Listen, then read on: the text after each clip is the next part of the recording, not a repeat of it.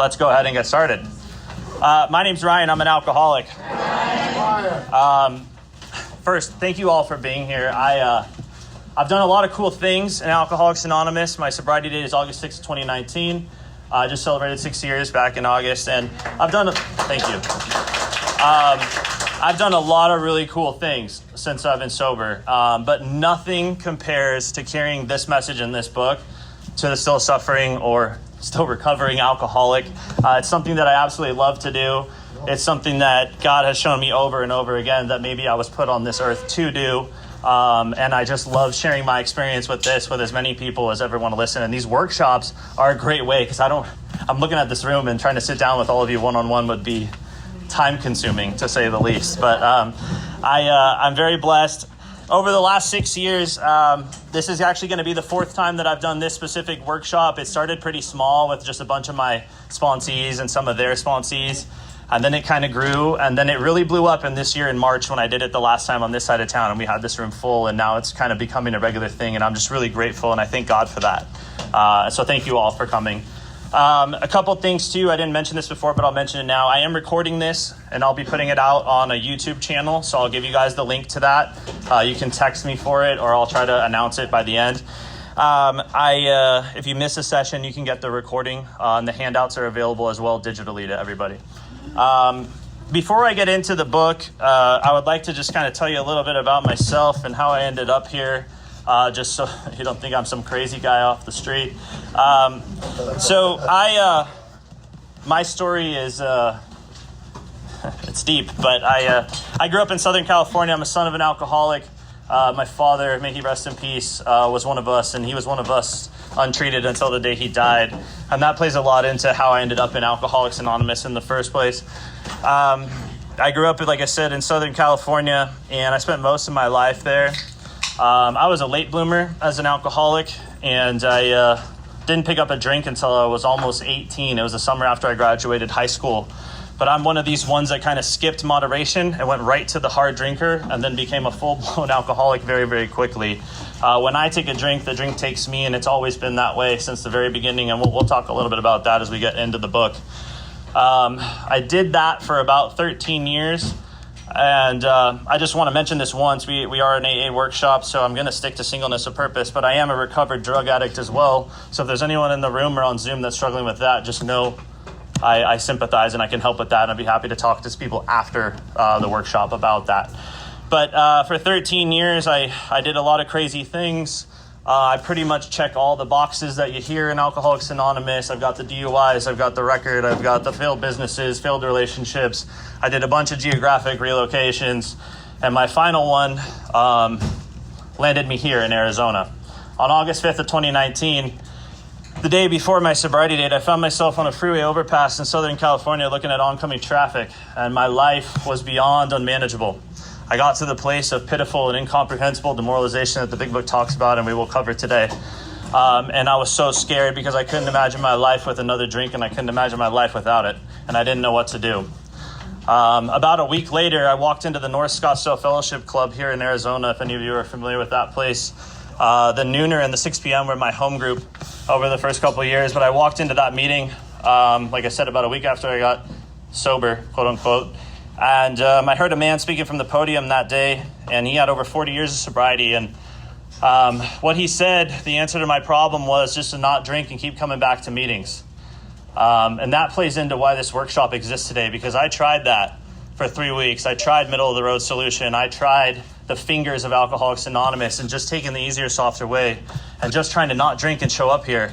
And on day 30, I picked up a 30-day chip in Scottsdale, and I thought about killing myself. And I didn't think Alcoholics Anonymous worked. And I thought all of you people were lying to me. And I thought this program was just a big joke, honestly. And then something happened that day, and a power I like to call God stepped into my life as he had done so many times before. And on day 31, I walked back into that same fellowship, and I asked a man in there for help, and he was suggesting a much different solution than the first man. And that solution is this book right here. And since that day, I have committed my life to what this book says. I have worked with well over 100 alcoholics on this specifically. My sponsor is a man named Wayne. He still goes to meetings in Scottsdale. He's been sober over 32 years. He's one of the many mentors that I have in this program. He's the only sponsor I've ever had, but I have a lot of other mentors. And some of the people that I'd like to really thank for where this message is going to come from over the next 4 weeks. Maybe the biggest one is a man named Chris Raymer. If you're familiar with some tapes online, you might have heard him over the years. He spoke at a meeting in Scottsdale during the pandemic, and he kind of changed my whole view about this thing. He was suggesting some things that I hadn't heard before and a way of living in here that I hadn't really thought about. And then I got into listening to tapes of his sponsor, who was deceased before I got sober, but his name was a man named Mark Houston. And that's another huge influence in my sobriety. And there's been a lot of others along the way, but I would say those three men specifically, my sponsor Wayne, Chris, and then Mark Houston, are pretty much where I got the majority of this from, and then a lot of other awesome people along the way. I'm very grateful to be alive today, and I hope if that's one thing I can share with you guys over the next 4 weeks is like that's what this is for me. This is a life or death errand. Being sober is a privilege. It's not a right. And I thank God and the message in this book for that, and that's what I hope to share with you. So without further ado, I'd love to get into the book. And what I do with this is I've only been shown this one way, and I go from the title page to page 164. So if you have a fourth edition, if you don't have a fourth edition, you're going to have to kind of navigate that yourself. I'm going out of the fourth edition of the Big Book of Alcoholics Anonymous. And I want to start right on the title page, and we'll get right into this. This title page used to have that symbol, the circle and the triangle on it. So before I get into the work, I always talk a little bit about the circle and the triangle because that's what my program is today. And it used to be on this page in the older editions. If you have an older edition, it might be in there. But it's not copyrighted by the fellowship anymore, so they can't print it. On this page, we get the first promise in the book, and then I'll talk about the circle and the triangle. And the first promise in the book is how many thousands of men and women have recovered from alcoholism. So it tells me I can recover from alcoholism. And that's a very cool thing because that was my biggest question was, is it possible for things to turn around for me when I first got in here? And the title page tells me yes. I'm going to quickly go over the circle and the triangle and tell you a little bit about what that looks like for me today. The circle and the triangle represent the three legacies of this fellowship: recovery, unity, and service. Recovery was described to me as doing the work out of this book. There's a lot of different suggestions that get put in the rooms of Alcoholics Anonymous, but we're going to read in this book that this is the textbook on alcoholism, and it's going to tell me exactly how to recover from a hopeless state of mind and body that is alcoholism. So if I'm in recovery or I'm recovered, I'm doing the work out of this book. And it was explained to me that's the foundation of that triangle for a reason, because without recovery, all I really have is my problems and my opinions and my prejudices. And if I'm bringing that to meetings, that might not work very well for very long. And people are in here talking about God and steps and big books and solution, and I don't have any of that. I'm going to feel a little out of place, kind of like I did at 30 Days Dry, and I'm going to think this doesn't work, and I might leave. So recovery is an essential part of this. The second leg of the triangle, unity, the fellowship. I'm actually going to talk about two fellowships within the fellowship, so I'll let that kind of start to sink in now. We're all participating in the spirit of the fellowship currently.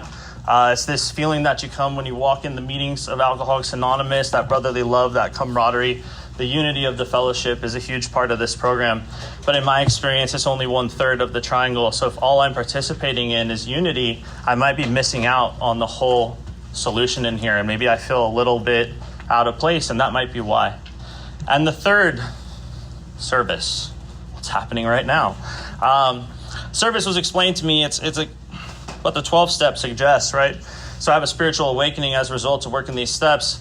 When my spirit is awakened, I can then take that awakened spirit into every single thing that I do, both inside the rooms and outside the rooms of Alcoholics Anonymous. So service for me extends far beyond this room today. I'll give you some examples of some things that I do today. I take care of my grandmother. She's 88 years old. My dad passed away 3 years ago. We'll talk a little bit more about that as I go through the book. But my dad passed away. I made him a promise that I would take care of my grandmother. So that's a daily thing for me outside the rooms of Alcoholics Anonymous.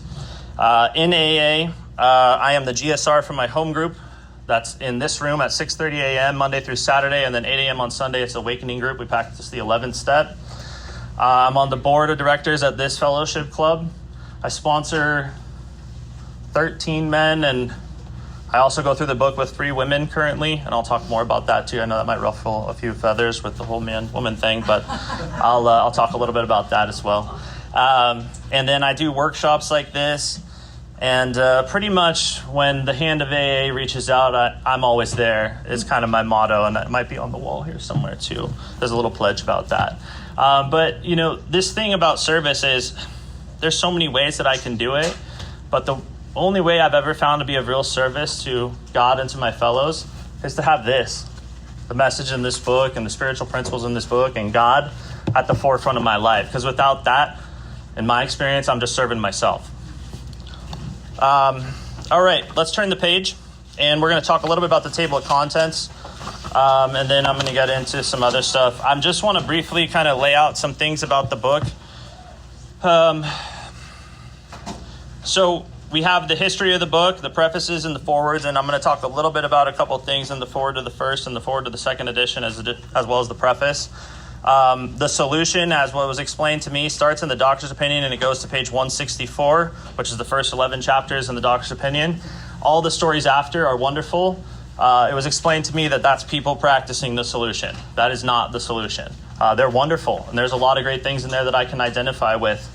There's also some things in my experience that in some ways directly contradict the first 164 pages. So I stick to the first 164, and that's just what I do. That's what the big book says, so I try to stick to that. The Doctor's Opinion, up to page 43, which is the first 3 chapters, is all about the first step. 53 pages of solution in this book out of 164 pages that are dedicated to the first step, which is why today is entirely dedicated to the first step, and other weeks we'll be going through multiple steps. A lot of really important information there. I need to know what's wrong with me. I need to know what's wrong with me, and then I need to know what the suggested solution is to that problem. Chapter 4, we agnostics, we're going to get step 2. Chapter 5, how it works, steps 3 and 4, which is why the second week we'll be talking about steps 2, 3, and 4. Chapter 6, appropriately named Into Action, has 7 steps in it. Steps 5 through 11 you will find in Into Action, which is largely why 5 of those steps are grouped in week 3. And then the last 5 chapters are all dedicated to the 12th step. Chapter 7 specifically, I would say, is sponsorship. I know the big book doesn't actually use that word, but it's insinuated, suggested in there many times. And chapter 7 sounds a lot like sponsorship to me today. Chapters 8, 9, 10, and 11 are all about practicing the principles in all my affairs. It's important to know how the book's laid out, because if I look at the quantity, the volume of the work, the majority of it's dedicated to step 1 and step 12. The middle steps are how I get well. Step 1 is the foundation of everything. And the reason I bring that up is because how many times do I hear in the rooms of Alcoholics Anonymous someone says like they've done the first step before they even came in here, just by walking in. The big book suggests something a little different than that, and that's what I kind of hope to show you guys today based on what it says. And then step 12, how do I apply this to my life? That's where the longevity in this program comes to. Like, how do I take what I've learned in here and take it out there and share it with other people, not just other alcoholics, everybody. All right, now that we know how the book's kind of laid out, let's talk a little bit about, I'm going to go to the preface, and I'm going to talk about one sentence in the preface, and then we'll just continue to move forward. I'm not going to go over every single line on every single page. We would need 400 of these sessions for me to do that. I'm going to skip through and go through certain sections. You fill in the blanks and read the rest yourself. I'm also going to tie in this handout a little bit as it comes up, but just know that I'm going to kind of move forward, and I'll let you know like what page I'm skipping to based on the book. So in the preface, the first paragraph talks about the history of the book and how this program grew. And then the second paragraph is what I want to talk about, because it tells me what this book is. It says, because this book has become the basic text for our society and has helped such large numbers of alcoholic men and women to recovery, there exists strong sentiment against any radical changes being made in it. So for any of the historians in the room or anyone that's curious, the first 164 pages are largely unchanged. There's been very minor changes made over the last 90 years. And that's for a reason. And the reason that I've come to know is because it works. If it's not broke, we don't need to fix it. And It also just told me what kind of book this is. It's a textbook. And a textbook is used for the study of something, right? And this particular textbook is the textbook on alcoholism. So it's going to give me a lot of information that I might need to know about alcoholism. And if anyone's ever used a textbook before, I will use a math textbook as an example. If I were to pick up a textbook on mathematics, like the overall idea of mathematics, chapter 1 might be how to count, right? Chapter 2, I might learn how to add. By the time I get to chapter 5, chapter 6, I'm probably into some higher level stuff, algebra, trigonometry, maybe even some calculus. If I knew nothing about mathematics, and I opened that book to chapter 5, I'd probably be a little lost. How it works that we read at every meeting is from chapter 5 of the big book of Alcoholics Anonymous. That's calculus. How it works is calculus. If I'm new, my experience is I need to know what's in those first 5 chapters before I start to understand what we read at all these meetings. And again, I'm not knocking it. I'm just saying the facts about this, right? This book is meant to be worked from the title page to page 164. And I'm going to show you several times as we go through this over the next 4 weeks. Why? Because the big book is going to use information later on that is talked about in these original chapters. And if I don't have that information, I'm just going to read over that and I might not even know what it is. And it won't take long for me to give you an example of exactly what that looks like. But just keep that in mind. If I don't go from the beginning to the end, I'm going to be missing something. It's basically a guarantee. So it's a textbook, and we'll use it like a textbook. We're going to flip to the forward to the first edition. And some very important stuff here. This is the original forward, unchanged, and appeared in the very first big book ever written. And there's a couple of things I want to point out before I talk about this page. One, and this will be an exercise for the next 4 weeks, and probably not new if any of you have been through the big book before. I feel like everybody kind of has picked up on this. When the big book uses italicized text or squiggly lines, it's like a neon sign. We're going to really pay attention to that. We're going to talk a little bit about that, and we're going to focus in on the message that it's trying to tell me. And that happens on this page for the first time, which is why I'm mentioning it. I'm going to read this first paragraph and then a sentence from the second paragraph, and I'll explain something. We of Alcoholics Anonymous are more than 100 men and women. Now consider when this book was written in the 1930s. Imagine what that number is today. It's in the millions. Who have recovered from a seemingly hopeless state of mind and body. Now, italicized text, might want to pay attention to this sentence. To show other alcoholics precisely how we have recovered is the main purpose of this book. Anybody ever heard in Alcoholics Anonymous there's a lot of ways to do this? Anybody ever heard that? Show of hands? A lot of ways to do this, right? What'd the book just say? It said precisely. And the book's going to use that message several times, especially in the first 4 chapters.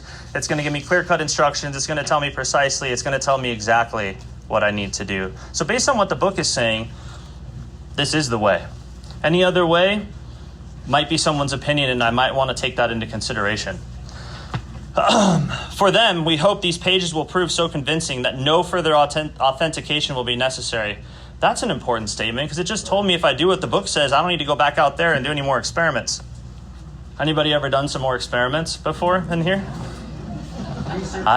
Research and development. There you go. So the book just said if I do what's in these pages, exactly what it's telling me to do, I won't need to go out there and do that anymore. That's pretty cool because out there is a little scary. I don't know about your guys' experience, but mine wasn't great. We think this account of our experiences will help everyone to better understand the alcoholic. That just tells me the book can be used for a lot more people than just an alcoholic, right? Everyone includes family, friends, non-alcoholics. This book can be useful to a lot of people. Many do not comprehend that the alcoholic is a very sick person. I'm a very sick person, I found out, and I found that out going through the work in this book. More sick than I even thought I was, and I was suicidal when I came in here. So I'm a sick puppy. And besides, we are sure that our way of living has its advantages for all. So again, this could help a lot of people. And I'm guessing with a group this big, we might have a couple people who don't identify as an alcoholic, and I want to welcome you too. Hope you find something that's interesting to you in here and that can help you in your life. It's important that we remain anonymous because we are too few at present to handle the overwhelming number of personal appeals which may result from this publication. Again, consider when that was written, and anonymity is the spiritual foundation of all our traditions in here. But in my home group, I'm not anonymous. My home group knows my last name. And the reason for that is, an old timer explained it to me once actually, and he said, you know, there was a time where somebody in our group got sick and ended up in the hospital, and his name was Bill. Imagine going to the hospital in Sun City and asking for Bill and see where that gets you. So in my home group, I'm not anonymous. At the level of Price Radio and Films, I am anonymous. I'm Ryan, I'm an alcoholic, because this is going to be online. So I'm Ryan, I'm an alcoholic. Okay, so we just learned a lot about this book, how it can help several more than just the alcoholic. It's going to show me precisely what I need to do to recover. And we're only in the forward. Let's move forward a few pages. We're going to go to page XX, and I just want to talk about some statistics of the program that are in the forward to the second edition. Now, the forward to the second edition was written in 1955, so about 16 years after the original Big Book was produced, and about 20 years, roughly, from when Bill started to write the original book in 1935. So the fellowship's still pretty new at this point.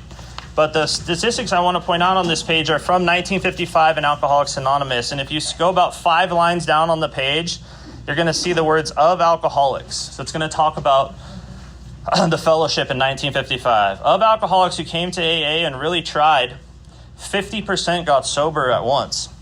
Wow. And remained that way. Wow. An additional 25% sobered up after some relapses. So what that just said, in 1955, the success rate of Alcoholics Anonymous was 75%. Anybody been to a meeting lately that has a 75% success rate with newcomers? Doesn't exist today. Now, there's a lot of opinions about why that might be, but if I study the history of the program, I'm going to find out that in 1955, everybody had one of these at a meeting. Everybody.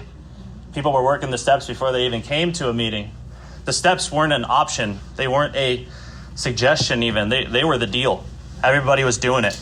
Today, I mean, I don't need to tell you. Come to a meeting, man. People come and sit here forever. Don't work the steps at all.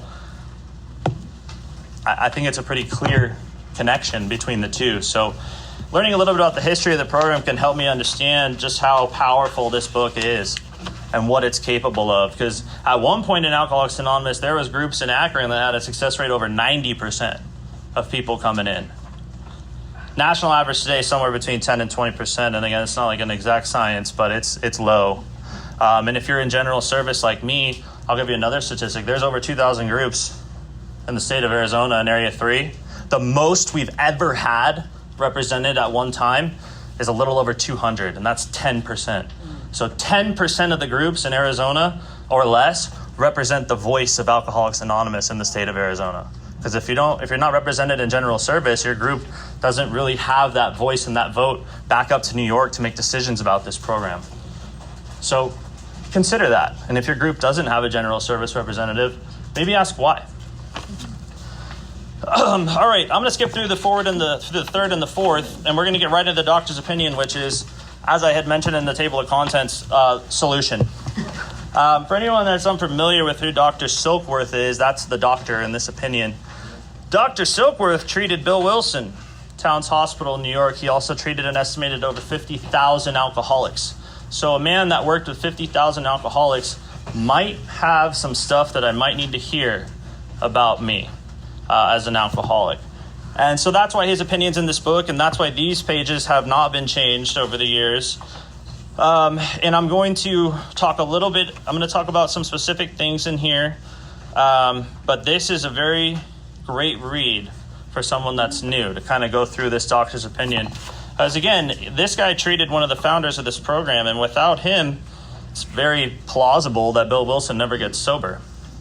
And we might not even have this today. So I kind of get the chills thinking about that, honestly. It's kind of like the phone call with Bill and Dr. Bob. Get the chills thinking about that too, and that's described in Bill's story as well. All right, the doctor's opinion. I'm actually going to skip to the second page of the doctor's opinion, and it's the last line of his original shortened letter. And the reason I go to this sentence specifically is this is the doctor's opinion, right? This is what he's saying. And what he says in the last sentence on page XXVI of his original letter before it says, very truly yours, William Silkworth, he says, you may rely absolutely on anything they say about themselves. So who is they?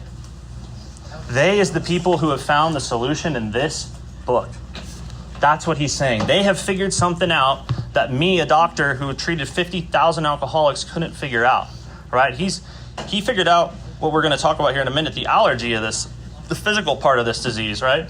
But even though he was able to explain to Bill, like something happens to you when you put alcohol in your system, Bill couldn't stop putting alcohol in his system. He kept ending up in the nut house over and over again, right? So when a guy who's treated 50,000 alcoholics says, you may rely absolutely on anything, someone who's had the message in this book, that's a pretty powerful statement. That's a pretty powerful statement. And to me, that's his real opinion. It's like doctors, they can play a great role in this, but there is no substitute for the alcoholic who is recovered from a hopeless state of mind and body, carrying that message to someone who's still suffering. And that's basically what he just said right there. The next paragraph, he enlarges on his views, and we're going to talk about this because he's going to introduce something very important here, a very important concept. The physician who, at our request, gave us this letter has been kind enough to enlarge upon his views in another statement which follows. In this statement, he confirms we who have suffered alcoholic torture must believe, if you got a pen or a highlighter, I would probably highlight those two words. The book's going to talk about this concept of must, and I know there's a sentence later on that says our book is meant to be suggestive only, but there are over 50 musts in these first 164 pages, and my sponsor would look at me and he said, Ryan, when they say must believe, what do you think they mean when they say that? Like they could have picked any word to put in there, but they chose must believe. And so I would look at him like I often would do, and I would say, I think they mean I must believe what they're about to say. Choice is yours, but it says, I must believe that the body of the alcoholic is quite as abnormal as his mind. So it tells me my mind and my body are abnormal, and I need to believe that, and that's me understanding what's wrong with me. And it's going to specifically talk about the body in the doctor's opinion. It says it did not satisfy us to be told that we cannot control our drinking. Anybody ever been told they couldn't control their drinking before? Just because we're maladjusted to life, that was certainly true for me. They were in full flight from reality. I didn't think so, but when I start to do this work, I start to see just how not in touch with reality I really was. Some days I still might not be, honestly.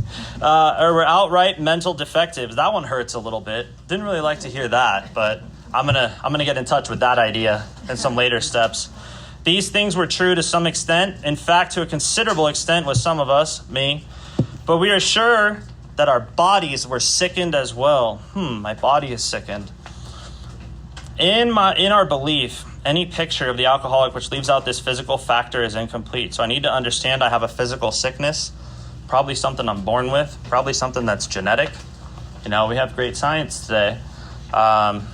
Estimation is 10% of the population has the alcoholic addict gene, just for the scientific people in the room. The doctor's theory that we have an allergy, I would highlight that word. That's a very important concept. That's our physical sickness. To alcohol interests us. As laymen, our opinion as to its soundness may of course mean little, but as ex-problem drinkers, we can say that this explanation makes good sense. It explains many things for which we cannot otherwise account. So what's an allergy? It's an adverse reaction to something that gets put in my body, right? So I'll use something simple. If I have an allergy to peanuts, right? If I have an allergy to peanuts, what's going to happen to me if I go grab a bag of peanuts from the cabinet?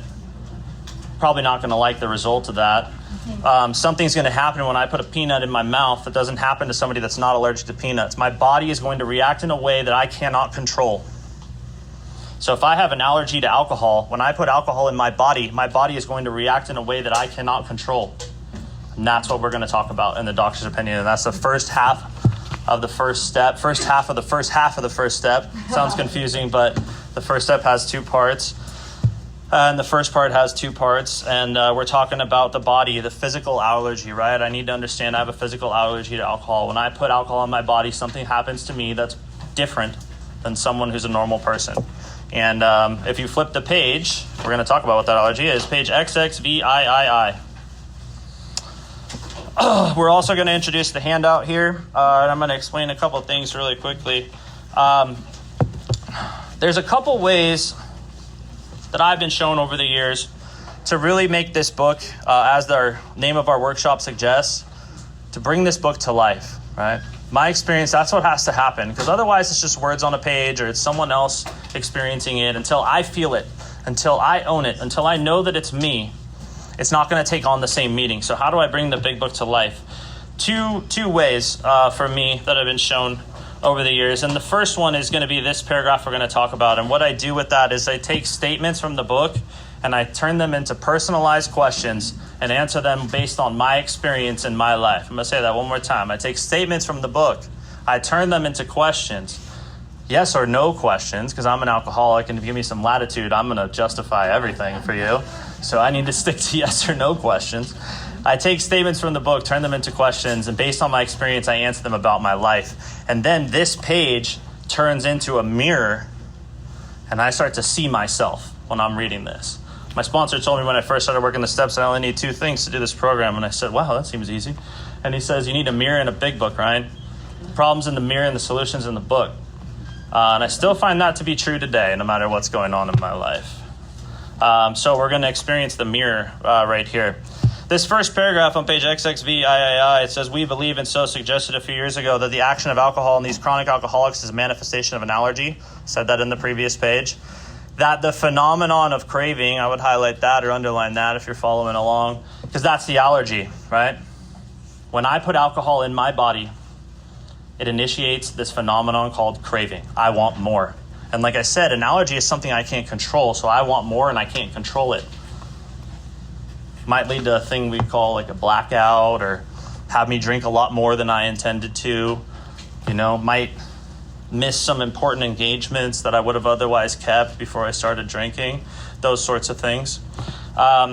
It says this phenomenon of craving is limited to this class, and now we get a very strong word. The big book uses a lot of strong words, like absolute words, like this one, never occurs in the average temperate drinker.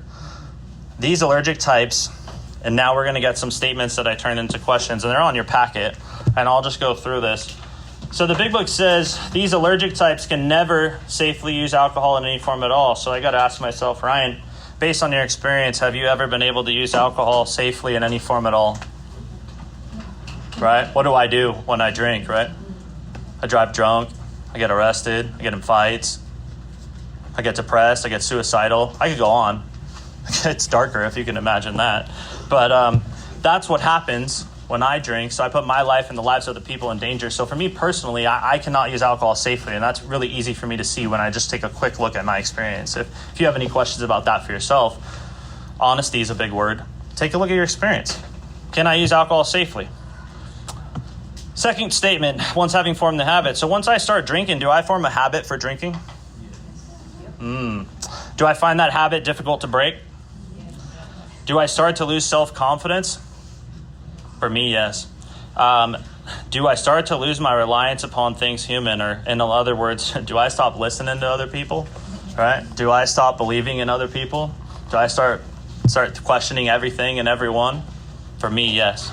And then the last one. Do my problems pile up on me and become astonishingly difficult to solve? I wrote more and more difficult on the packet. But the big book uses the word astonishingly. So do my problems pile up on me and become more and more difficult to solve, or astonishingly difficult to solve? So can't use alcohol safely. Once I start drinking, I form a habit. Once I'm in the habit, I can't break it. Once I'm in the habit, I can't break. I start to lose self-confidence. Then I stop listening to people and relying on things human.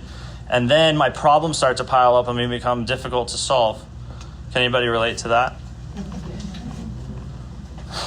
I know Ron can. I've heard him share before.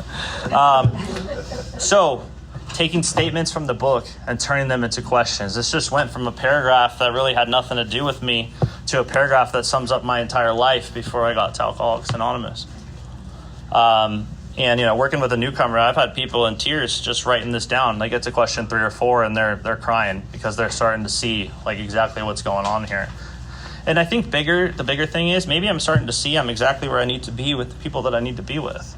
Once this book comes off the page and into my life and becomes personal to me, it's hard for me to deny the power of this thing and what it's trying to tell me. Because if I see myself over and over and over again in here, I mean, that's a pretty clear message. I'm a thick alcoholic. I'm ignorant sometimes, but I'm not that ignorant. I start to really see this come to life. Speaking of which, side backstory, one of my nicknames when I was out drinking was Frothy. So the next word really relates to me. Frothy emotional appeal seldom suffices. For those unfamiliar with what that means, this is a good time for me to mention, look things up in the book. If you don't know what the word means, don't assume that you know. That was one of the biggest lessons I had to learn because I'm a pretty intellectually smart person. I got straight A's in school. I was one of these kids that everyone hated because I could just read the book and take the test. Didn't really need to go to class.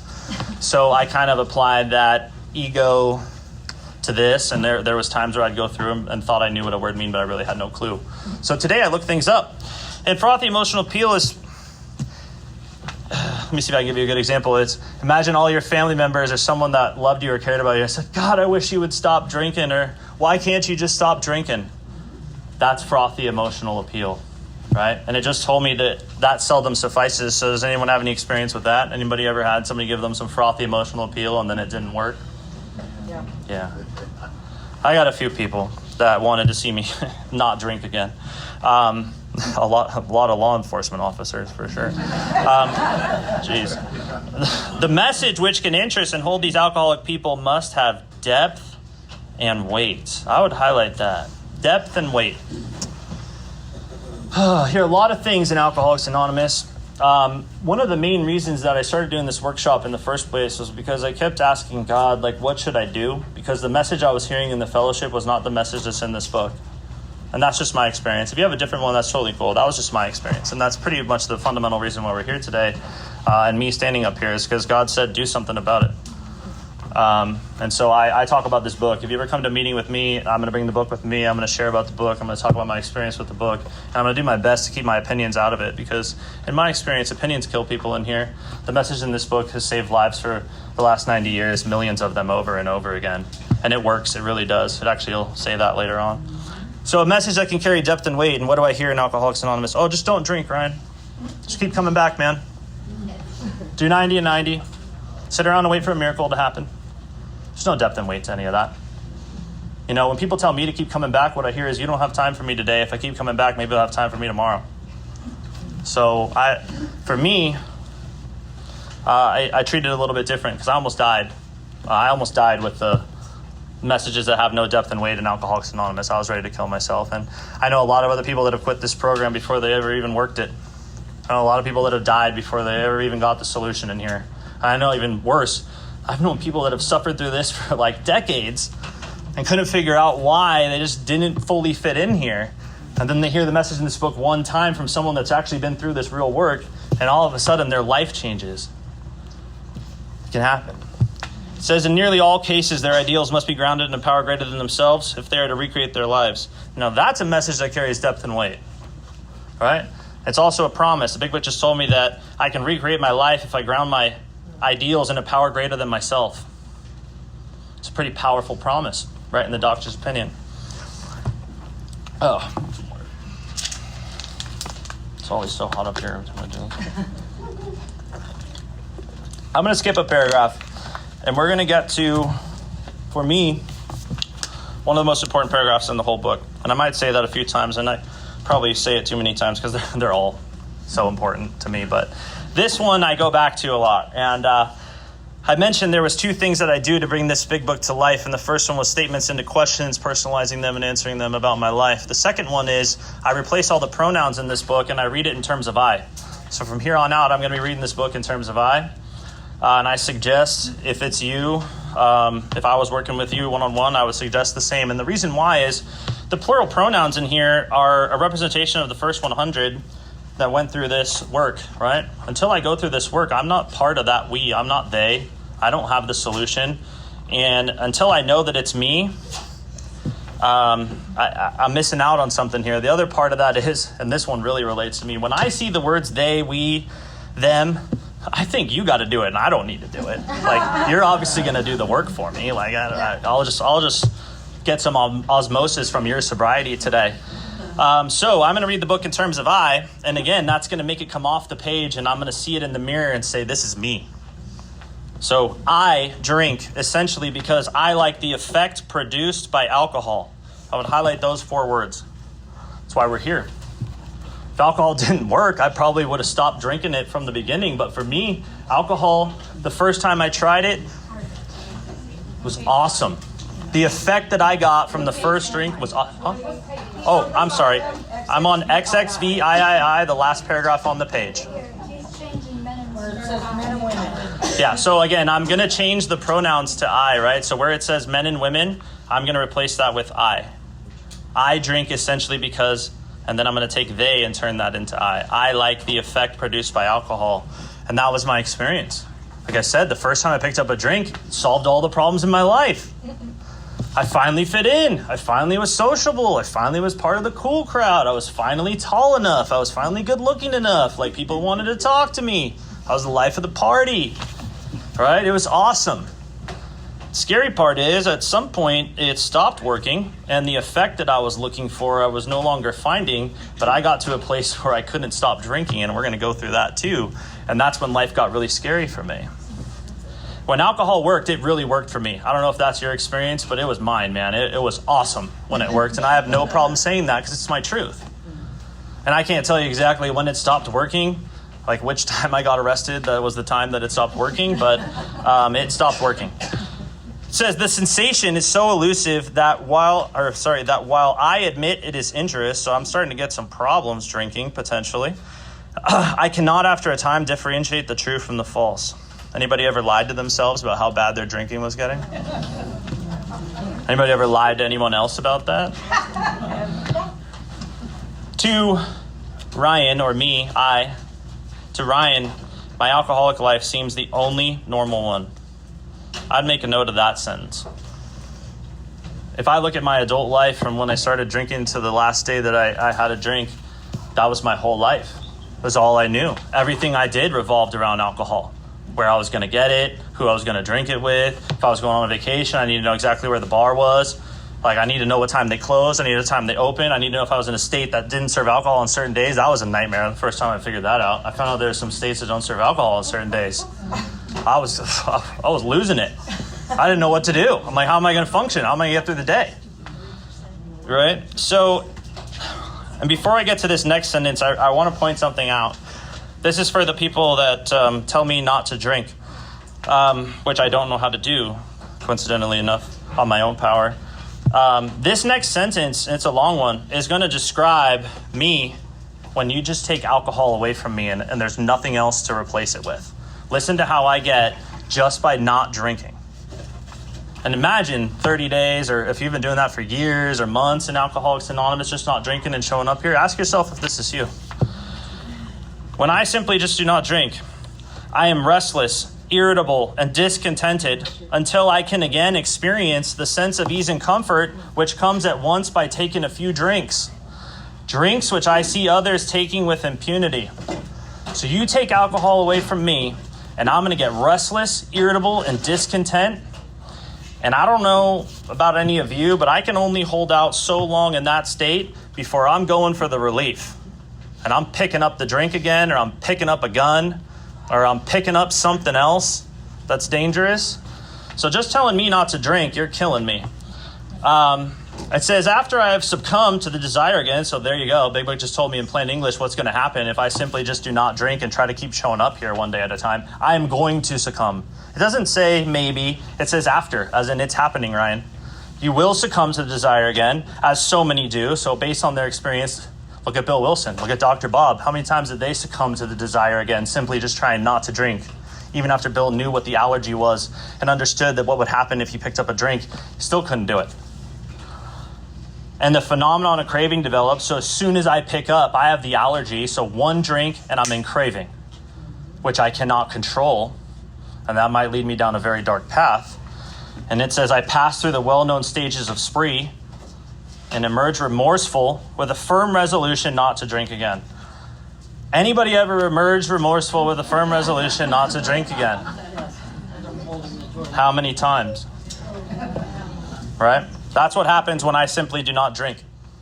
I'm going to go down this cycle, and then listen to what it says. It says, this is repeated over and over, and unless I can experience an entire psychic change, there is very little hope of my recovery. So again, I'm very conscious of what I say in meetings of Alcoholics Anonymous based on what this paragraph just said. Just not drinking is not the answer to my problems. If it was that simple, A wouldn't exist. We just have detox. Get the alcohol out of my system and I'm fine. Anybody ever drank after they went to detox? It's probably a reason for that. And it's probably because I get restless, irritable, and discontent. Unless I have an entire psychic change, there's very little hope for my recovery. Big Book just told me what I need. Psychic change, that's going to come up again. The next paragraph kind of describes what might happen once I get this. This is pretty powerful. On the other hand, and strange as this may seem to those who do not understand, so these are people that don't understand our solution, I've never experienced it. Because a psychic change, I can describe it for you, but if you're anything like me, until it's experienced, it's like anything else in life, right? There's knowledge and there's experience. Which one would you rather have? For me, experience, right? Once a psychic change has occurred, the very same person who seemed doomed, me, who had so many problems, I despaired of ever solving them, suddenly find myself easily able to control my desire for alcohol, the only effort necessary being that required to follow a few simple rules, the steps, the spiritual principles in this book. So once hopeless, now all of a sudden I have some hope if I get that psychic change. There's a sentence at the bottom of this page that's a really good question to ask myself, and I just want to highlight that, and then we'll kind of move through the doctor's opinions. One more thing I want to talk about, but at the bottom of this page, the very last sentence, it says, they took a drink, just for those that are following along. They took a drink, right? They took a drink a day or so prior to the date, and then the phenomenon of craving at once became paramount to all other interests, so that the important appointment was not met. So the question that I turn that into is, have I ever had somewhere to be, started drinking before that, and then didn't show up there? Like work. Like for me, Thanksgiving, multiple times. Go out on a Wednesday before Thanksgiving, end up in Mexico for 4 or 5 days. Can't explain why. Phenomenon of craving. Once I start, I have no control. So, have you ever had somewhere to be, started drinking before that, and then didn't show up there? How many times? Normal people don't do that. Normal people don't do that. Have I ever started out with the intent of having 1 or 2 drinks and had a lot more than that? Same kind of concept, right? Like I'm going out on the Wednesday before Thanksgiving. I say, I'm just going to go out to the bar, have some drinks with my buddies. They're back in town from school. Life's great. Yeah, let's have a good time. 5 days later, I'm missing my shoes and my ID in Mexico, and I can't explain to you why. And I've had that happen countless times. And until I read this and I understand what I'm up against, that phenomenon of craving, once I put alcohol in me, all bets are off. I can't tell you where I'm going to go, what I'm going to do, what I'm capable of, who I'm going to end up with, where I'm going to end up with. Scary thing. No control. All right, page XXX. Some important paragraphs there. It talks about some classifications of alcoholics. I encourage you to read those first 2 or 3 paragraphs. I'm going to skip down to this one that says, all these and many others. If you're following along, it's about 3/4 of the way down the page. It says, all these and many others have one symptom in common. And if I'm reading this and this is me, I need to ask myself if this is me. They cannot start drinking without developing the phenomenon of craving. I just shared a personal story about what that looks like for me. Maybe it's a little more subtle for you, but the idea is no control. This phenomenon, as we have suggested, may be the manifestation of an allergy, which differentiates these people and sets them apart as a distinct entity. Here's this powerful word again. It has never been, by any treatment, which we are familiar, permanently eradicated. The only relief we have to suggest is entire abstinence. There's a lot of treatments today. Just saw a crazy commercial the other night about some new wonder drug, and this was more for opiates, but it's the same concept, right? Control the craving. There is still no treatment that can fix that craving for me. It's an allergy that I have, right? Like, if I put alcohol in my body, craving is going to happen. There is no pill, no drug, no treatment center that can fix that for me. So what I need to learn how to do is remain abstinent while also not getting restless, irritable, and discontent. And that's what this book is going to tell me. That's going to show me what I need to do that. All right, I just want to go to the very last page in the doctor's opinion. It's page XXXII, Roman numeral 32, and I just want to read this very last sentence because it's been foundational to me over the years, and it's also the doctor's opinion. And he says very simply, I earnestly advise that's a strong word, every alcoholic, not the ones who want it or think they need it or whatever, every alcoholic to read this book through. And though perhaps they may come to scoff, or I may come to scoff, I may remain to pray. That's a doctor who treated 50,000 alcoholics that's saying, Ryan, you need to pray, man. You need to pray. That's what you're up against. You need to pray, buddy. So take that for what it's worth. I think this is a good spot for us to take a little break. I'm going to give us till, we'll go till 3:05. We'll take almost a 10-minute break. Thanks, guys. All right, we're going to move forward to chapter 2 and pick up, and there's a solution. The reason that we do the exercise with Bill's story, Think, Drink, and Fill, is the very first sentence of chapter 2 refers directly to Bill. And it says, we, or in my case, we know thousands of men and women who were once just as hopeless as Bill. So I need to ask myself, based on what I read in Bill's story, am I just as hopeless as Bill? If I am, I might want to move on and see what the rest of this book has to say. Because the next sentence says, nearly all have recovered. That's pretty cool. They've solved the drink problem. So if I'm just as hopeless as Bill, and I don't think there's a way out, the book just told me again, as it's going to do many times, there's a solution for this. This next large paragraph talks a lot about the fellowship, and I'm going to skip down to the last sentence in this paragraph, and I'm going to suggest that you make a note of this, especially because this is what this is all about. And it starts with the feeling of having shared in a common peril. I would definitely make a note of that. Is one element in the powerful cement which binds us. But that in itself would never have held us together as we are now joined. So I want you to make a note in your books or whatever you're doing to take notes and write page 75 there. This is one of these examples of I need to do the work in the beginning of the book. Otherwise, I'm going to get to this page 75, which is actually after the 5th step. And I'm going to read some stuff that's talking about cement. And if I don't know what the cement is, which it's describing it right here, if I don't know what that is, it's going to sound very foreign to me. And I am going to read a couple things from that page 75.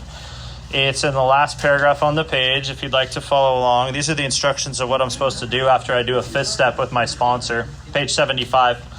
It says, I return home. I find a place where I can be quiet for an hour. I'll skip down several lines. I'm going to get to this place where it asks a lot of questions at the bottom of the page. It says things like, is my work solid so far? I could probably answer that one. How about this? Are the stones properly in place? Anyone know what the stones are? I'll tell you what they are. We're going to cover those in We Agnostics and in the beginning of the chapter, how it works. They're steps 2 and 3 specifically. Have I skimped on the cement put into the foundation? I just found out what the cement is, or one element in that cement is my common peril. It's going to talk about the second element here in a second. Have I tried to make mortar without sand? Well, what does that mean? I'm not in construction. Like I don't need to make cement. But the book's going to tell me what that is. So just make a note. And I'm going to go back to page 17, just kind of trying to show you how this all ties together, right? So the first element in the cement, it says is the common peril. It's one element in this powerful cement, right? Cement's pretty strong, durable, right? A lot of things are built with it. But then it tells me, but that in itself would never have held us together as we are now joined. So we're united by two things, and the first one is our common peril. But if all we had was our problem in here, do you think this thing would be around? Like if all we came to meetings and just talked about our problem all day and no one offered this next part? And what the next part is, the tremendous fact. A fact is one of those really strong words, right? Like, what's a fact? Something that's true. Something that's not up for debate. The tremendous fact for every one of us is that we have discovered a common solution. There's your second element. We have a way out on which we can absolutely agree and upon which we can join in brotherly and harmonious action. This is the great news this book carries to those who suffer from alcoholism. That is a message that carries depth and weight. That is a message that tells me there is one solution. That is a message that tells me there's not a lot of ways to do this. The book just said common solution, a way out on which we can absolutely agree. That's what the first 100 had. That's what Bill Wilson had. That's what Dr. Bob had. That's what all these people that got sober at those really high rates had for the longest time. And then 90 years of Alcoholics' Opinions later, we're in a state of Alcoholics Anonymous where, oh, there's a lot of ways to do this, and maybe I don't need to use the book. I can go get the California inventory off the internet and do that instead. And again, that's just where we're at. I'm just telling you what the book said. You can do whatever you want. I'm not here to tell you what you need to do. My experience is this book is going to outline a very specific course of action. And I can either choose to use that or not. But if I'm sitting in Alcoholics Anonymous and I'm saying this isn't work for me, I need to ask myself, have I done this? Because if I haven't really worked the program as it's outlined in here. Page 18. Another paragraph where I can turn a lot of statements into questions. I'm going to go through this one a little bit quicker in the interest of time, but it's the same exercise. I believe it's on your packet. Probably. No, it's not. Okay, but I'll talk about this paragraph. So, an illness of this sort, and we have become to believe it an illness, involves those about us in a way no other human sickness can. Anybody ever said, well, I drank in isolation, so I didn't really hurt anybody? Yeah, right. It says, it involves those about us in a way no other human sickness can. If a person has cancer, all are sorry for him and no one is angry or hurt, but not so with the alcoholic illness, for with it there goes annihilation of all things worthwhile in life. Now, this is where I turn statements into questions. Ryan, does your drinking engulf all the lives of the people around you? Ryan, does your drinking bring misunderstanding? Does it bring fierce resentment? Does it bring financial insecurity? Does it bring disgusted friends and employers? Does your drinking cause warped lives of blameless children, sad wives and parents? Any of that true for any of you in here? The one I want to talk about specifically is warped lives of blameless children. I don't have any kids, but I'm the son of an alcoholic, so I know what it's like to have an alcoholic destroy the life of a blameless child, because I was the blameless child at one point. So, statements into questions. And I bring this book to life, right? I read that, and every single one of those is true for me. If they're true for you too, you might be in the right place. Now we get some squiggly lines, some italicized text, so we're going to treat that like a neon sign. This is my experience on day 31 in this program. Remember, on day 30, I was ready to blow my brains out, thinking this didn't work. Then this happened. But the ex-problem drinker, who has found this solution, who is properly armed with facts about himself, can genuinely win the confidence of another alcoholic in a few hours. When I met Wayne on day 31, he erased those first 30 days of my ideas about what Alcoholics Anonymous was in about 5 minutes. I said to him what was happening to me, what I was trying, just not drinking and coming to meetings. And he said, Ryan, if you're anything like me, that's a death sentence. And then he shared his experience, which was the exact same thing that happened to me. He tried it, and he lasted almost 90 days, and he ended up with a gun in his mouth. And he shared that with me in day 31. And in 5 minutes, my entire view of this program changed. The next problem drinker armed with facts about himself, and then he started to talk about what some of those facts were. It says, and then listen to this warning, that's also a promise. Until such an understanding is reached, little or nothing can be accomplished. So until I meet someone that has been through this work, has found the real solution, a message that carries depth and weight, the clear-cut instructions, the precise solution in this book, little or nothing is going to be accomplished. And that was my exact experience in Alcoholics Anonymous. That was my exact experience in Alcoholics Anonymous. Hold on. We're running into a little power issue here. Oh, that would explain why. I think we're good. Let me just make sure. Yeah, we're good. All right. Disaster averted. We're about to lose Zoom, but we're good. So, again, I'm reading this stuff, and I'm seeing it come true in my life. And if anyone's in here, what this just told me is I need a sponsor in Alcoholics Anonymous. Because without somebody that's been through this work, there's a lot of stuff in this book that's probably not going to make any sense to me because I don't have any experience with it. But if I meet someone who has experience with it, they're going to provide some really valuable insight. And then the big book gives me a paragraph on exactly some qualifications I might want to look for in a sponsor. So this next paragraph, I would encourage you to think about what it's saying and ask yourself, does my sponsor have these qualities? Does my sponsor have the same difficulty? Does my sponsor know what he's talking about? Does his whole department shout that he's the man with the real or woman with the real solution or real answer? Does my sponsor have no attitude of holier than thou? Nothing whatever except the sincere desire to be helpful? No fees to pay. If anyone's sponsor is charging them, you might want to drop that. That's a therapist, not a sponsor. No axes to grind, no people to please, no lectures to be endured. These are the things I tell everybody that I sponsor. Hold me accountable to this. If I ever break any of this and I've lost sight of what this is about, and I'm working in Ryan's will and not God's will today. I've gone through periods where I've probably slipped on some of that, and I needed someone to tell me about it. And thank God I have people in the program that do that for me.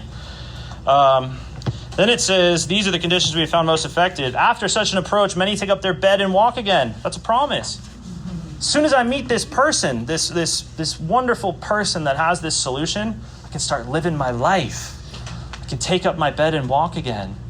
A week after I made that contact with Wayne, I was in meetings of Alcoholics Anonymous with a smile on my face, talking about how awesome this program was. And I was working the steps, and my life was changing, and I was making my bed, as my friend over here would say. I was making my bed. But I was living life. None of us makes a sole vocation of this work, so there's no professional sponsors. Nor do we think its effectiveness would be increased if we did. We feel that elimination of our drinking is but a beginning. Maybe make note of that. That's a pretty heavy sentence pretty early on in the book. Again, that's the idea of just not drinking, right? I'm going to barely scratch the surface of this thing. It's just the beginning. A much more important demonstration of our principles, what's in this book, lies before us in our respective homes, occupations, and affairs. So just told me this book is going to give me a message that can help me at home, at work, and in everything that I do. I needed that because I didn't know how to do any of that when I got here.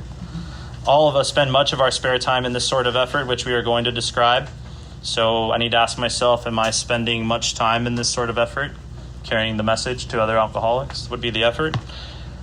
And then here's me today, and this is just, God's blessed me in this way. A few are fortunate enough to be so situated they can give nearly all their time to the work. I quit my job with a big company a couple years ago.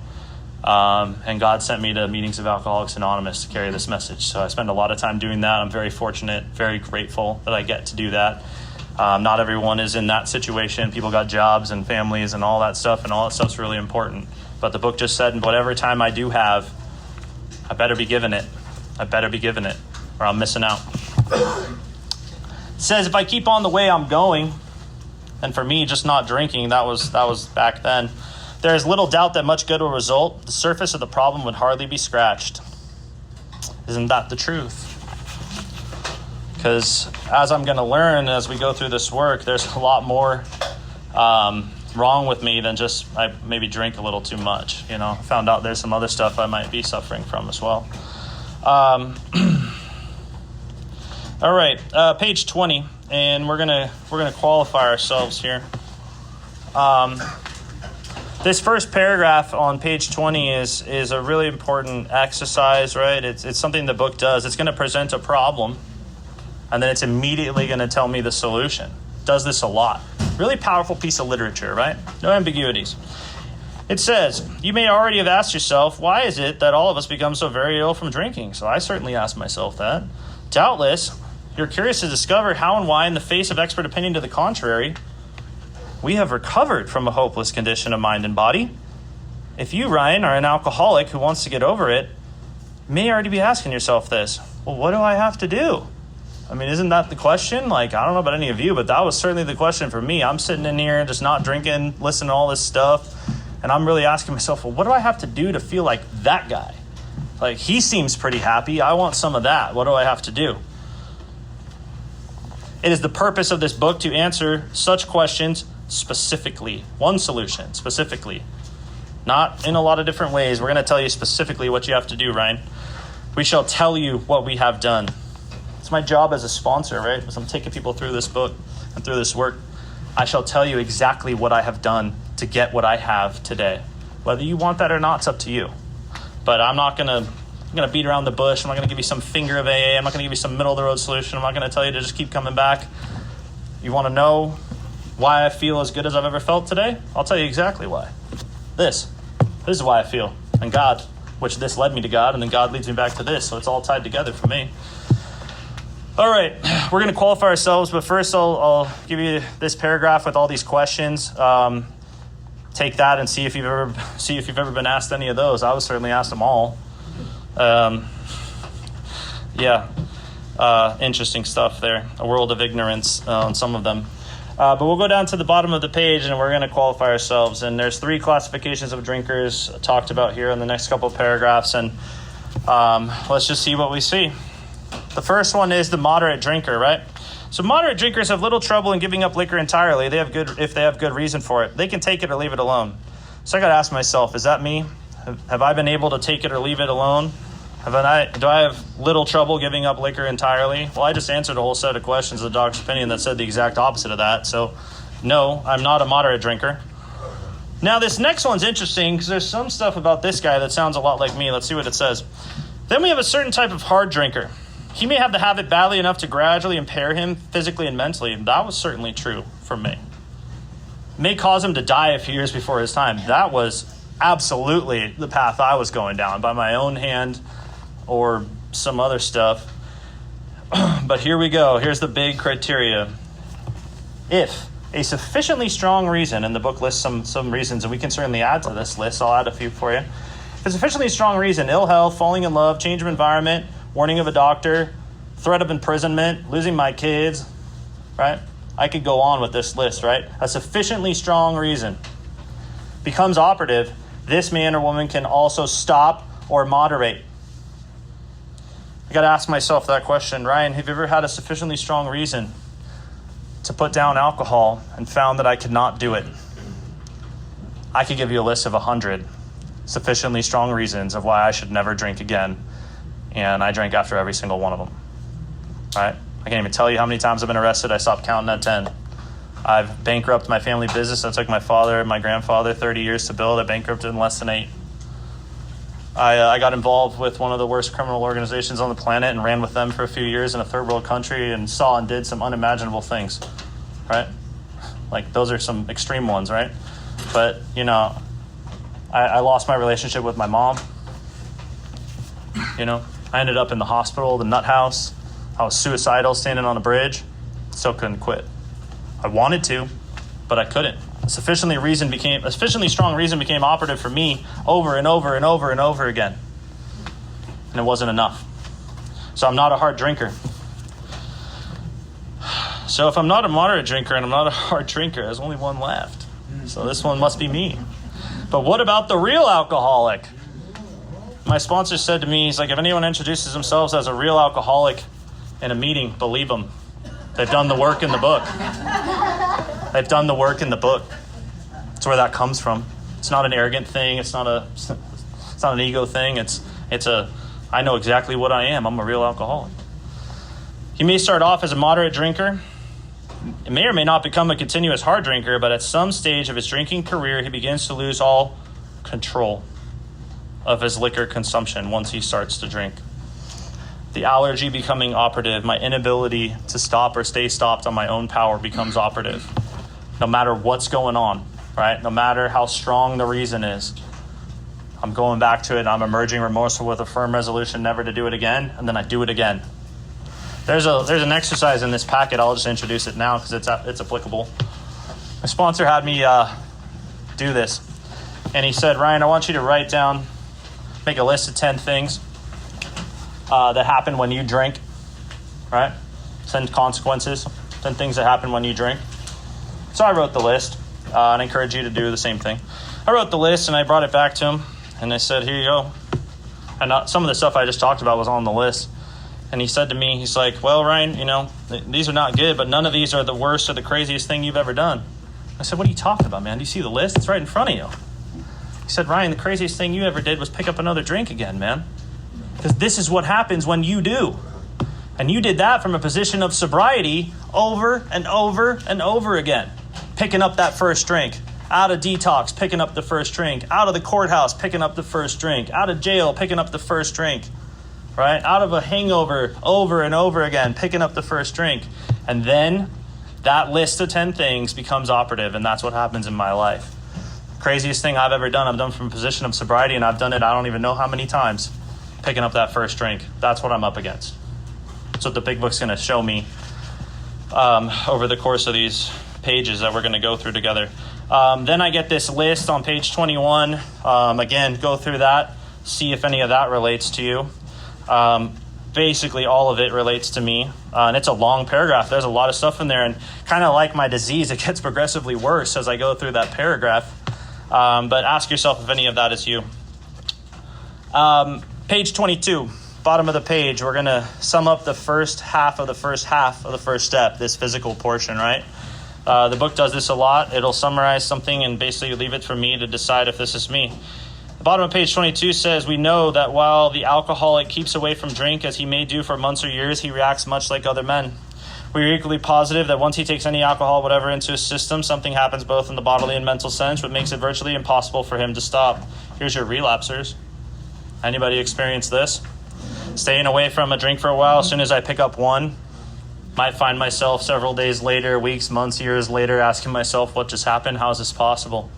Because if I'm a real alcoholic, once I pick up that first drink, I find it virtually impossible for me to stop.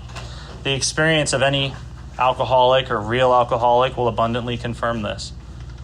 And my experience abundantly confirms that. Once I pick up one, it never stops just there, right? I have no control over my drinking. I have no control over what happens when I put alcohol in my body. The book's going to do something really interesting now, and we're going to stop talking about what happens when Ryan drinks, and we're going to start talking about what happens before I pick up a drink for the next 141 pages, actually. So that might be the real problem. What happens when I pick up a drink is obvious, I think, to a lot of people, especially for me. Like, that was the consequences. It was all this stuff that happened, man. But why would I pick up that drink in the first place? Maybe the book will help me figure that out. It says these observations would be academic and pointless if I never took the first drink. Hello? Thereby setting the terrible cycle in motion. So how do I do that? Therefore, the main problem for me, the alcoholic, centers in my mind rather than my body. I'd probably make a note of that. If you ask me why I started on the last bender, the chances are I will offer you any one of 100 alibis. Alibis are excuses. Sometimes these excuses have a certain plausibility, but none of them really make sense in the light of the havoc an alcoholic's drinking creates. Take that list of 10 things and ask myself, is there any excuse strong enough that would justify any of this? She left me. My boss is a dick. They don't like me, right? These are the excuses that I give for my drinking. But what do I do when I pick up a drink? I cause havoc in my life and the lives of people around me. I put people's lives in danger when I drink. So none of those excuses makes any sense when I look at the havoc my drinking creates. Ask yourself if that's true for you too. What do you do to your family and your friends when you drink? What do you do to yourself? Is there any excuse strong enough to justify that? In my experience, there isn't. All right. Let's skip forward. Page 24. Some important stuff starts to happen here. Some more italicized text. This one squashes a lot of stuff I hear in Alcoholics Anonymous. This sentence specifically, this very first sentence in italics. The fact is that most alcoholics, for reasons yet obscure, have lost the power of choice and drink. And what I mean when I say it squashes some things I hear in here is, I choose not to drink today. Anybody ever heard that? I choose not to drink today. I'm not going to drink today. Book just told me I don't have a choice in that matter. And it's going to elaborate a little bit more on that. This is the really scary part of the disease for me specifically. Our so-called willpower becomes practically non-existent, right? So my choice not to drink today is going to become non-existent. I am unable, 3 of the most important words I'm going to read in this whole book, at certain times, to bring into my consciousness with sufficient force the memory of the suffering and humiliation of even a week or a month ago. I am without defense against the first drink. So, at certain times, what that tells me is my disease might lie to me a little bit. I might lie to myself, and there might be some times where I said no, right? And I'm going to tell myself that's the real truth, but forgetting what I'm up against, right? All it takes is one. I don't have the luxury of at certain times, because at certain times for me means I'm picking up a drink, and once I do, all bets are off. I could die. So, it's going to talk later about this idea of a strange mental blank spot, right? The at certain times is what I'm up against, right? I need something that works 100% of the time, because if I believe what the book has just told me so far, I have zero room for the first drink in my life. Look what happens when I do. I did it over and over and over again. I need something that works 100% of the time, and that something is not going to be me. I don't have the power of choice in drink. First step says I'm powerless over alcohol. What that means is I have no choice. I have no control. I have no choice whether I pick up the first drink, and I have no control once I do. Put those two together, I am powerless over alcohol. Keep that in mind. It's going to come up a few times in here. Then it's going to give me this metaphor it brings through the book that comes to a culmination in step 10. So again, that's another example of something early on in the book that gets brought to life in step later on. This metaphor here is used through the book. The almost certain consequences that follow taking even a glass of beer do not crowd into my mind, right? So I'm not going to think about the consequences when I'm going to pick up that drink. The scary version is I might not even think at all, but chances are I'm probably thinking about relief, or this is going to help with whatever I'm dealing with. I'm going to lie to myself. If these thoughts occur, they are hazy and readily supplanted with the old threadbare idea that this time I shall handle myself like other people. Anybody ever said that to themselves? This time's going to be different, Ryan. I just know it. Like this is, now I know this is going to be different. I have all these consequences. I know it's going to be different this time. It was worse. It was different. It was worse. There is a complete failure of the kind of defense that keeps one from putting his hand on a hot stove. That's the metaphor. Right? So I'm a little kid, go to touch the hot stove, burn my hand, not doing that again intentionally. I might do it on accident, but I'm certainly not just going to burn my hand on the stove. I touch alcohol. Alcohol burns me just like that in a kind of a different metaphorical way. And I'm just going back to the stove over and over and over again. It's not going to burn me this time. Shh, not going to burn me this time. Shh. And again, this metaphor becomes a promise in step 10. The promise is I recoil from it as from a hot flame. So instead of burning my hand on the stove anymore, once I have this solution, God and spiritual principles become the defense that I lack. And I just, no thank you. Would you like a drink today, Ryan? No thanks, I'm good. The alcoholic may say to himself in the most casual way, it won't burn me this time. So here's how. And then, like I said, this is one of the scariest sentences in the whole book for me. This is for the think through the drink people. Or perhaps he doesn't think at all. How do I think through the drink if I don't think at all before I pick it up? How does that work? Book just told me you might want to look out for that. Think through the drink might work at certain times, but what about the time it doesn't? And I'm sitting there and I'm pounding on the bar and there was no thought at all. It just happened. It was instinctual. Why? Because I'm an alcoholic. I drink. That's what I do. On my own power, that's what I do. That's what I've always done. So be careful with that. Or perhaps I don't think at all. Last paragraph on that page says, when this sort of thinking is fully established in an individual with alcoholic tendencies, he has probably placed himself beyond human aid. So, I'm beyond human aid, right? I cannot be the solution to my problem. No other human power can either. It's introducing this idea, and it's really going to elaborate on that in a little bit. But there's the introduction to that idea. If I can't keep my hand off the stove, I might need something more powerful than me to do that for me. And chances are I'm not going to have someone standing behind me, some other human power, to hold my hand every time I go to put it on the stove. Chances are it's going to be me, a bottle, and a room. And the only other thing in that room might need to be something that's not human in order to prevent me from picking up that bottle, because I don't know how to do that on my own. Page 25. Really important sentence here. This is for the relapsers as well. And again, the book's going to talk about relapse. So I work with a ton of people. A lot of them are chronic relapsers, and I love them. They teach me so much about this disease. And this book talks about this, right? Here's their sentence. So many want to stop, but cannot. Anybody ever wanted to stop and couldn't? Right? Like, that's the first thing that has to happen. I have to want to stop. If I don't want to stop at all, go do some experiments. Like if you haven't got enough pain to at least want to stop, it's probably not a lot we can do for you here. But if you want to stop and you cannot, there is a solution. This book does this over and over again, right? Over and over and over again. There is a solution. Now we get some just extremely powerful paragraphs talking about the solution. It outlines a program essentially right here. almost none of us liked. So it gives me the solution. By the way, Ryan, here's what you're not going to like about it. The self-searching, the leveling of my pride, the confession of my shortcomings. Might see some of that in some of the later steps, which the process requires. There's a strong word, requirement. For its successful consummation, right? So I need to do everything. But I saw that it really worked in others. That's what I was seeing in AA. So that's a beautiful thing, man. That's what I saw in my sponsor, and that's what I latched onto. I had come to believe in the hopelessness and futility of life as I had been living it. When therefore I was approached by those in whom the problem had been solved, there was nothing left for Ryan to do but to pick up this simple kit of spiritual tools laid at my feet. The kit of spiritual tools are the principles in this book, the 12 steps. I have found much of heaven and have been rocketed into a fourth dimension of existence I had not even dreamed. That's been my experience. It's a beautiful thing.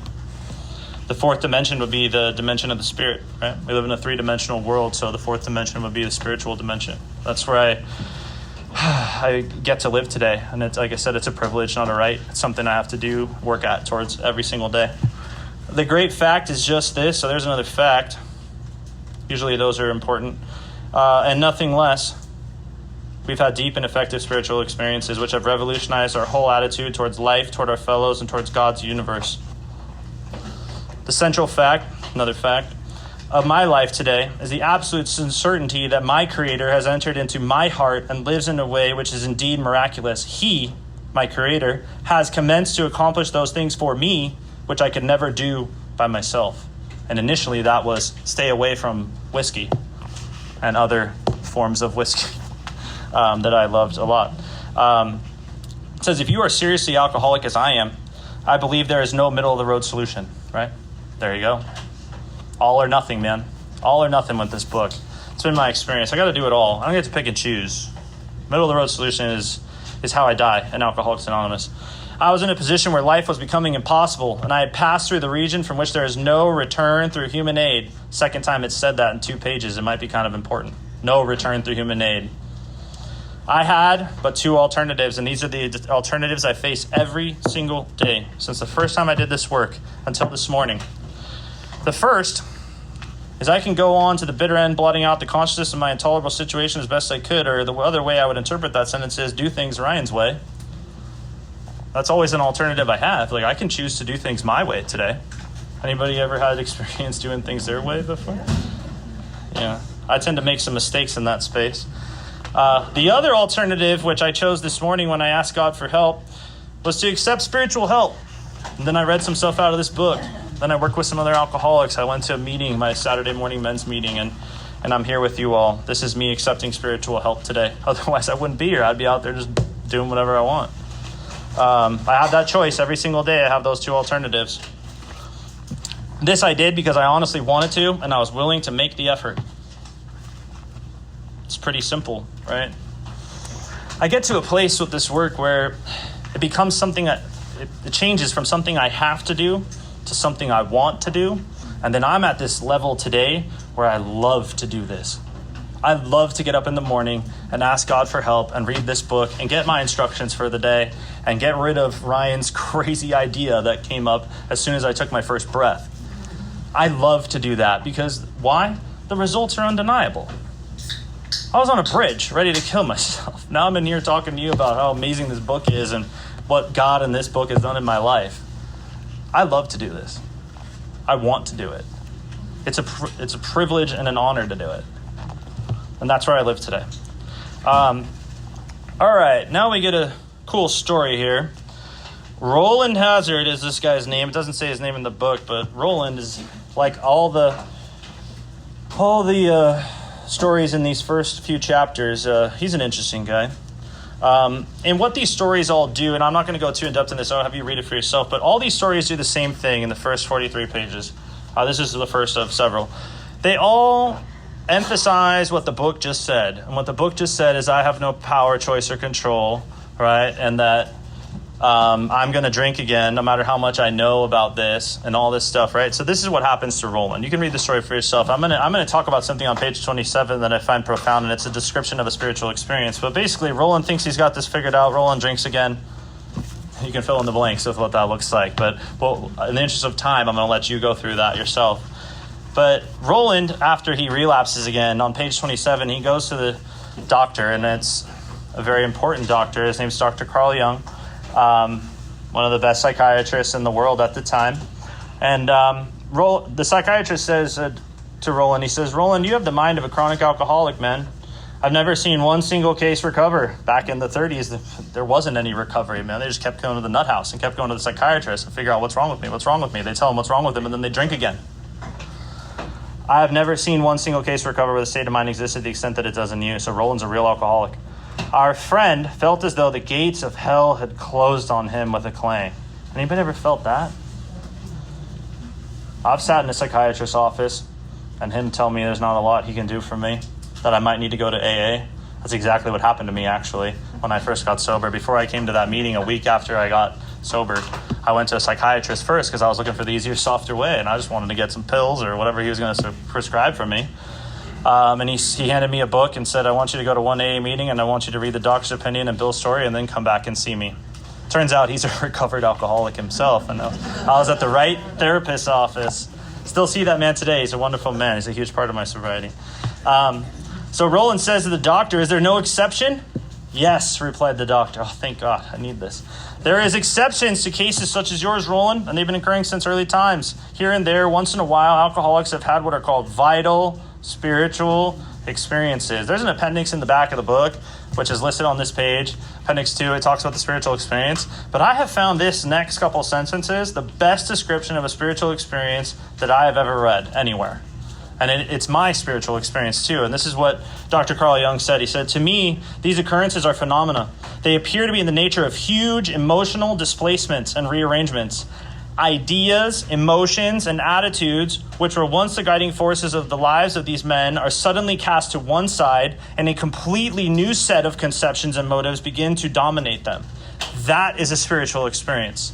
Ideas, the way I think. Emotions, the way I feel. Attitudes, my belief system. All of that has to basically do a 180, and then I have a spiritual experience. And that was my experience working the steps. Everything I thought I knew, everything I felt, everything that I believed in, that all changed as a result of doing the work in this book. And what I really learned was I was full of crap. That's what I knew. I knew nothing. And this book showed me a new way of living, and that's the way that I live today. The appendix on the spiritual experience is great. A lot of people find that very helpful. I encourage everyone to read it. I've read it a lot. It definitely applies to me too, but I love what Dr. Carl Jung said there. And there's a reason why it's in the book. It's a definition of a spiritual experience. All right. Page 28. Let's talk about this little paragraph. There's something else the book talks about that squashes some things you might hear in Alcoholics Anonymous. And this small paragraph at the top of page 28, it's the second full paragraph. It says, "We in our turn." And it's talking about the solution. It says, "We in our turn sought the same escape with all the desperation of a drowning man." That same escape is seeking a spiritual experience through a spiritual solution, which is what Roland had to do. It seemed at first a flimsy reed, has proved to be the loving and powerful hand of God. A new life has been given. If you prefer, a design for living that really works. That's what this book is. A design for living that really works. It's going to give me a new life. And it tells me a very strong warning here. Ryan, seek the escape with the desperation of a drowning man. My sponsor would look at me and he would say, "Ryan, how much time does a drowning man have?" Not long. I don't know about any of you, but I was drowning in here without this. I was drowning out there without this. And I don't play games with people's lives. I don't tell people to take their time because I don't know how much time you got. I don't know how much time I got. I was hours away from death in Alcoholics Anonymous, and nobody knew it but me. There could be people sitting in this room right now that could be in the same exact place. Whether they've been sober for a while or not, doesn't really matter. That can happen in sobriety too. Depression can set in, all these things. So I'm very careful about the message that I carry, and I don't tell people to take their time. I say, seek the solution with the desperation of a drowning man. And I do that every single day because I believe in my heart that if I don't, I'm going to be the drowning man. Because I've already been there. I know what it feels like. I don't ever want to go back there again. So today I seek the solution with the desperation of a drowning man. Big Book talks about urgency all the time. It doesn't ever say, take your time. Page 29, just really quickly, another emphasis on this idea of one solution. It says, further on, clear-cut directions. That's chapter 5, how it works. Those are the directions. Are given, showing how we have recovered. So it told me precisely, it told me exactly, it told me common solution, it told me clear-cut directions. It's telling me over and over and over again, Ryan, we're going to tell you exactly what you need to do, man. Just try to do this. Try all of it. All right. More about alcoholism. Chapter 3. This is good. We're going to finish. This is the last chapter we'll get to today, which is perfect. I got about 12, 13 minutes. Okay. I could probably talk about this chapter for 3 hours, but I could talk about this page 30, for a while. There are some things that I do every single day, and one of them is I read this page because it gets me in touch with exactly where I'll be if I decide I don't need Alcoholics Anonymous today. And let's see what it says here. It's some powerful stuff, these first couple paragraphs. If you've been to meetings in California, they read this a lot at the beginning of meetings. We don't really do it out here, but in California they do. And I'm not saying Californians are right. I'm one of them. I'm not right. More about alcoholism. Most of us have been unwilling to admit we were real alcoholics. So I got to ask myself, Ryan, have you been unwilling to admit you're a real alcoholic, or did you not even know what that was? All right, now I know, so I'm willing to admit that. Carry on. No person likes to admit he is bodily and mentally different from his fellows. So do I like to admit I'm bodily and mentally different from my fellows? Well, my ego doesn't like that very much, but I'm willing to do that today. Therefore, it's not surprising that my drinking career has been characterized by countless vain attempts to prove I could drink like other people. Anybody had countless vain attempts to prove they could drink like other people? Yeah. The idea, here's a scary thought, the idea that somehow someday I will control and enjoy my drinking is a great obsession of every abnormal drinker. There's your relapse right there. The persistence of this illusion is astonishing. I pursue it to the gates of insanity or death.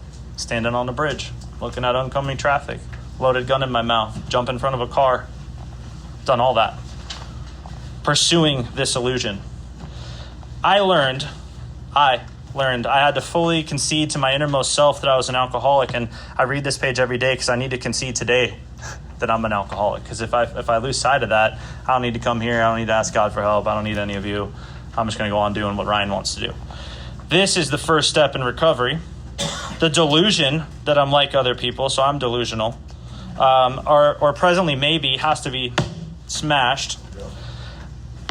I have lost the ability to control my drinking. I know that based on my experience over and over and over again, countless vain attempts over and over again. I know today that no real alcoholic ever recovers control. Now, see, the thing is I know that, but do I really believe it? Do I really believe it? Look at your experience. Let that sink in for a little bit. I felt at times I was regaining control, but such intervals, usually brief, were inevitably followed by still less control, which led in time. And here's where I go. Every single time I've ever picked up a drink, this is exactly where I go. Sometimes quickly, sometimes slowly, but here's where Ryan ends up every single time. Pitiful and incomprehensible demoralization. Losing all hope in life. Losing all hope. That's what that means. And that's where I was on a bridge on August 5th of 2019. That's where I was 30 days sober, sitting in the rooms of Alcoholics Anonymous with no solution. So for me, my experience shows both drinking and not drinking, I can get to a place of pitiful and incomprehensible demoralization. Welcome to Alcoholics Anonymous. I am convinced that alcoholics of my type are in the grip of a progressive illness. This is my experience as well. Over any considerable period, I get worse, not better. Like I said, it did get different for me. It got worse. It was different every time. It kept getting worse. Just when I thought it couldn't get any worse, it got worse. Right? The level, there was a man around, I don't want to misquote this, but he would say something to the effect of, the elevator of despair goes down to levels you don't want to find out about. I think his name's on that cabinet back there in the corner. Great man. And I might have botched that a little bit, but that was the overall message. All right. Now, page 31. Some cool stuff here, some identification stuff. Here are some methods I've tried. Ask yourself if you've tried any of these methods. Pretty much if you've tried any of them, you might be an alcoholic, because normal people wouldn't need to do any of this. Someone pointed that out to me once. I was like, yeah, I never really thought about that. People don't switch from scotch to brandy unless they got a problem with alcohol. I switched from whiskey to tequila once. That was a wild ride. Didn't work out. Got worse, not better. All right. Then bottom of page 31, a really important little section here. I'm going to point this out. We do not like to pronounce any individual as an alcoholic, so I'm not here to diagnose you. But you, or in my case, I, can quickly diagnose myself. Big Book's going to tell me to do something a little crazy here. And remember early on in the preface, it talked about, in the foreword, it talked about no further authentication would be necessary. Here's the turning point of no further authentication. If I've done the work to this point and I cannot see that I am an alcoholic, the Big Book is going to suggest something pretty crazy. And I actually said it a little bit earlier. Maybe I haven't gotten enough pain yet. It's going to tell me to drink. It's exactly what it says. It says, Ryan, if you're not convinced at this point, go ahead and diagnose yourself. Go over to the bar. Try some controlled drinking. Try to stop drinking abruptly. Try it more than once. It's not going to take you long, Ryan, to figure out if you're honest with yourself. It may be worth a bad case of the jitters if you get full knowledge of your condition. So what I do with that piece of information is when I'm working with somebody and I get to this place and they're still not convinced, I will take them one more time back through the first 31 pages and we'll give this one more shot and see if there's anything you missed. If we get back through again and they're still delusional, or maybe they're not an alcoholic, so God bless them, go have fun.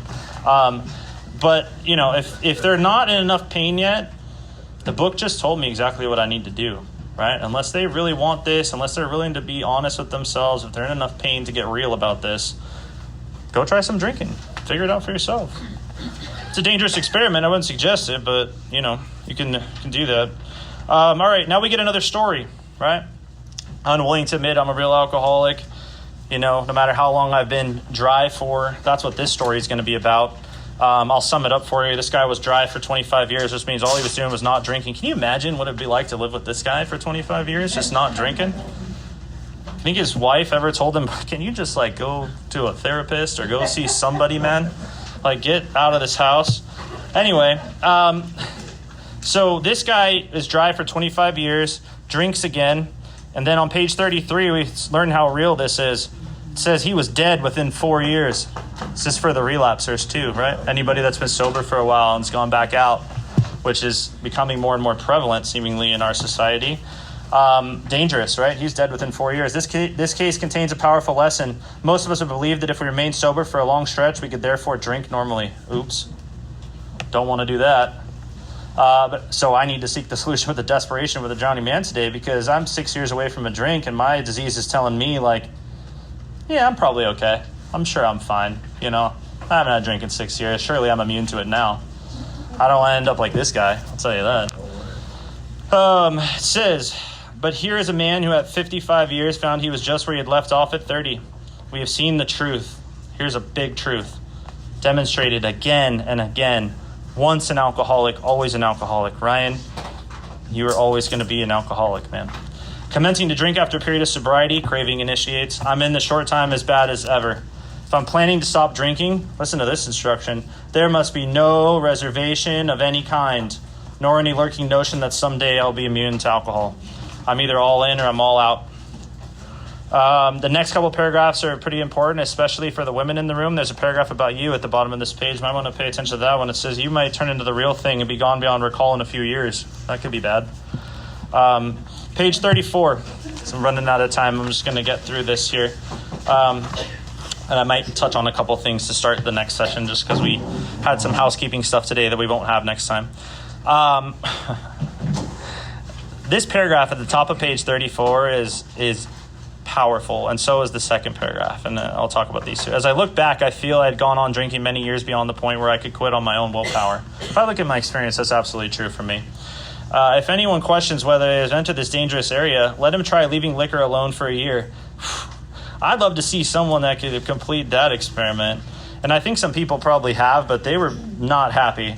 If he's a real alcoholic and very far advanced, there is scant chance of success. In the early days of our drinking, we occasionally remain sober for a year or more, becoming serious drinkers again later. Though you may be able to stop for a considerable period, you may yet be potential alcoholic. That's a scary thought. We think few to whom this book will appeal can stay dry anything like a year. Some will be drunk the day after making their resolutions. Wow. Most within a few weeks. Firm resolution never to drink again. And then I drink again and I emerge remorseful and I start the cycle all over again. Now, this paragraph, very, very important. For those who are unable to drink moderately, so that means I'm a real alcoholic, the question is how to stop altogether, right? I have to stay away from the first drink. I have to stop altogether. No reservations of any kind. Whether such a person can quit upon a non-spiritual basis depends upon the extent to which he has already lost the power to choose whether he will drink or not. Page 24 is what that's talking about. Have I lost power of choice?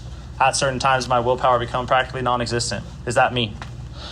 I felt I had plenty of character.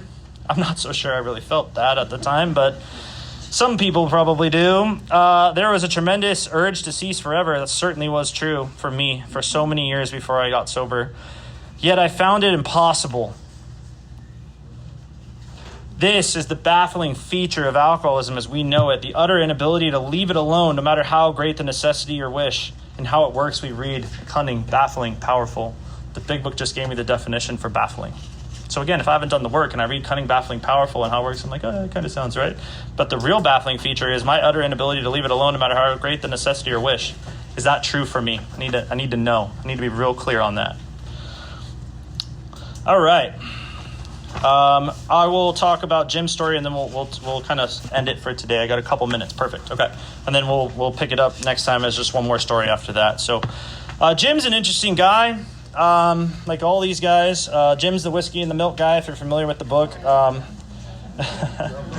He's got some crazy alcoholic ideas. But the part about Jim's story that I really like to point out, there's a couple parts, but the italic part comes on the next page. But on page 35, we learn something about Jim and something about this work. It's the last paragraph on 35. It says, we told Jim. So Jim came to the people in AA, right? He came to some of the first 100, and they told him, they're like, here's what we know about alcoholism, Jim.